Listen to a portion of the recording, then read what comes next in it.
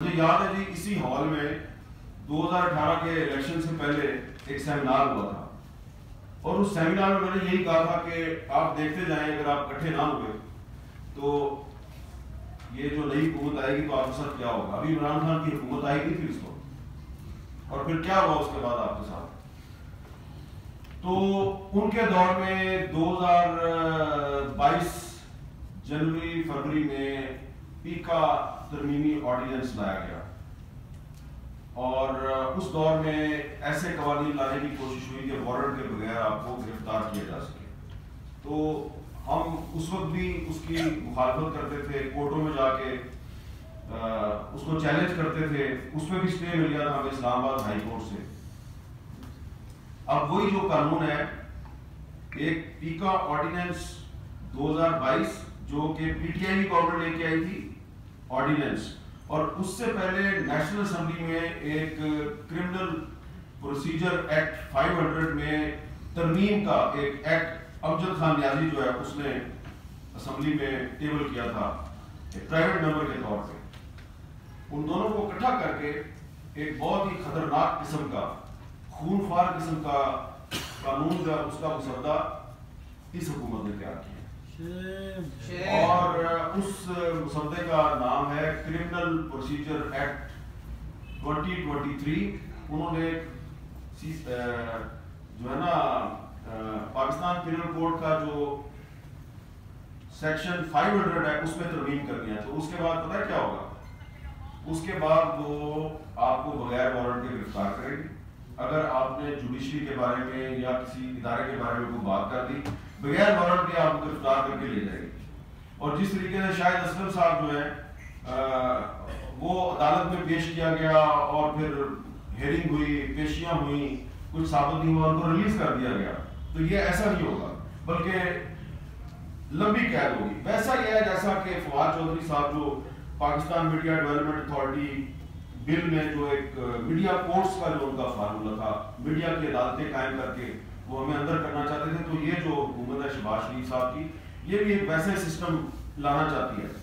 تو ہو سکتا ہے کہ اگر یہ کامیاب ہو جائے اس میں تو اس کے بعد جب شاہد اسلم صاحب آپ یا میں یا کوئی بھی ہم میں سے گرفتار ہوگا تو اتنی جلدی ہم رہا نہیں ہوں گے جتنی جلدی آپ رہا ہو گے.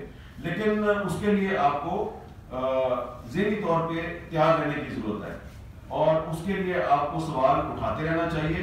لیکن اس میں ایک پرابلم آ رہا ہے, میرا پرابلم ہے, پتہ نہیں آپ مجھ سے اتفاق کرتے ہیں یا نہیں کرتے.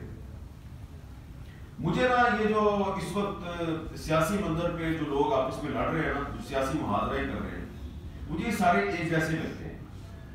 اب اس میں دیکھیں مثال کہ یہ جو بلیک قانون ہے, سیاہ قانون ہے پیکا, یہ 2016 میں مسلم لیگ نون لے کے آئی. اس کے بعد اس کا جو ترمیمی آرڈیننس ہے پیکا امینڈمنٹ ایکٹ 2022 وہ تحریک انصاف لے کے آئی. اور اب اس سے جو اس کی ایک اگلی نسل ہے, مزید خون خوار نسل جو ہے, وہ دوبارہ یہ پی ڈی ایم کی حکومت لے کے آ رہی ہے. تو آپ یہ دیکھیں کہ یہ پچھلی جو 3 حکومتیں ہیں یہ ایک ہی کام ہے ان کا کہ میڈیا کی آواز کیسے دبائی جائے اور شاہد اسلم کو کیسے اٹھایا جائے, ارشد شریف کو کیسے شہید کیا جائے, یہی ہے ان کا کام. تو ہمیں اپنی آواز اس طریقے سے اٹھانی ہے اور اپنی جدوجہد اس طریقے سے کرنی ہے کہ ہماری جدوجہد کا فائدہ کوئی سیاسی جماعت نہ اٹھائے. کیونکہ پچھلے دور میں اگر مسلم لیگ نون آپ کے ساتھ کھڑی تھی, جو کہ وہ ہمارے ساتھ کھڑی ہوتی تھی, تو اس دور میں اب وہی لوگ جو پہلے ہمارے ساتھ کھڑے ہو کے آزادی صحافت کے لمبردار تھے وہ اس دور میں آزادی صحافت کے سب سے بڑے دشمن بنے ہوئے ہیں. اور پچھلے دور میں دشمن پی ٹی آئی تھی, آج وہ کہتے ہیں کہ ہم آزادی صحافت کے سب سے بڑے لمبردار ہیں. تو ان کے جو چہرے ہیں نا وہ ایک ہی جیسے ہیں. تو اس لیے ہمیں کسی سیاسی جماعت کا علیحدار بنے بغیر جو آزادی صحافت کی جدوجہد ہے اس کو آگے بڑھانا ہے. اور اس چیز کو یاد رکھیں کہ باتیں کرنی بڑی آسان ہے, یہاں پہ بھی بڑی اچھی اچھی باتیں کر کے تجاویز دے کے آپ چلے جائیں گے, لیکن جو عمل ہے نا عمل کرنا بڑا مشکل ہوتا ہے. یہاں پہ سلیم شہزاد صاحب کا ذکر ہوا ہے, شاید آپ کو نہ پتا ہو. سلیم شہزاد صاحب کے کیس میں اسلام آباد پولیس کا ایک اے ایس آئی تھا جس نے انکوائری کی, جس نے جا کے ڈیڈ باڈی کو ریکور کیا اور اس کے بعد وہ اصل جو قاتل تھے جنہوں نے اس کو یہاں سے اٹھایا کس گاڑی میں اس کو لے کے کہاں پہ گئے, وہاں پہ پھر کیا ہوا, پھر وہاں سے کون سی گاڑی میں اس کو کہاں لے کے گئے, ساری اس بندے نے انویسٹیگیشن کی. اس کو اتنا وکٹمائز کیا گیا اور وہ خاموشی کے ساتھ وہ وکٹمائزیشن برداشت کرتا رہا. ایک دو آپ کے ساتھی جو ہیں ان کو پتا تھا ہم اس بیچارے کی کچھ نہ کچھ مدد کرنے کی کوشش کرتے ہیں, لیکن ظاہر بات ہے اس اسلام آباد پولیس اس کے ساتھ کھڑی نہیں ہوتی تھی, نہ ایس ایس پی نہ آئی جی کوئی اس کے ساتھ کھڑا نہیں ہوتا تھا. الٹیمیٹلی اس کو نوکری سے نکال دیا اور اب وہ بے روزگار ہے. تو یہاں پہ بات کرنا بڑا آسان ہے, ہم حق کو صداقت کے علمبردار, ہم یہ کر دیں گے, ہم وہ کر دیں گے, لیکن جب کوئی کھڑا ہوتا ہے نا تو شاید اسلم صاحب آپ خوش قسمت ہیں کہ آپ کے ساتھ بہت سے لوگ آپ کے پیچھے کھڑے ہیں. ہر کسی کے ساتھ بندہ کھڑا نہیں ہوتا, اس لیے اتنی ہی بات کریں جتنی آپ نبھا سکتے ہیں. اور آنے والا وقت جو ہے وہ بہت اس سے زیادہ سخت ہوگا. میں نے آپ کو یاد کروا رہا ہوں, بہت سے لوگ جو ہیں یہاں موجود تھے 2018 کے الیکشن سے پہلے اسی ہال میں فضل الرحمان بھی بیٹھا ہوا تھا, مولانا فضل الرحمان صاحب بھی بیٹھے ہوئے تھے, شبلی فراز بھی یہاں پہ بیٹھے ہوئے تھے, پرویز رشید صاحب بھی بیٹھے ہوئے. سب کے سامنے میں نے یہ کہا تھا کہ بہت سخت وقت آنے والا ہے. اب جو اس کے بعد وقت آئے گا یہ اس سے بھی زیادہ سخت ہوگا, اس سے بھی زیادہ سخت ہوگا. اور اس لیے میں بار بار آپ سے کہہ رہا ہوں کہ باتیں کرنی بڑی آسان ہے لیکن کھڑا ہونا جو ہے وہ بڑا مشکل ہے. اس لیے اپنے آپ میں حوصلہ پیدا کریں. آپ جو ہے نا یہ اس وقت جن لوگوں سے آپ کا مقابلہ ہے ان کو صرف ایک ہی بات کہنی ہے کہ یہ لوگ کیا جنرل ضیاء الحق سے بڑے بدماش ہیں یا یہ پرویز مشرف سے بڑے بدماش ہیں. تو صرف آپ کو شاہد اسلم جیسا حوصلہ چاہیے, اور اگر آپ کے پاس شاہد اسلم جیسا حوصلہ ہو تو آپ یہ جو بغیر وردی کے ضیاء الحق اور پرویز مشرف ہیں آپ ان سب کا مقابلہ کر سکتے ہیں. ایک بات میں ضرور کہنا چاہتا ہوں آخر میں, اور بڑی عاجزی کے ساتھ یہ بات کروں گا. یہاں پہ بڑی بہت سی تجاویز دی گئی ہیں, اس میں سے ایک تجویز یہ بھی ہے کہ کمیٹی بنا لیں, اس کمیٹی کو یہ ٹاسک سونپ دیں. کمیٹیاں تو بہت سی بنتی رہی ہیں, ایک کمیٹی کا تو میں نے بھی ذکر کیا, اشفاق ساجد والی کمیٹی.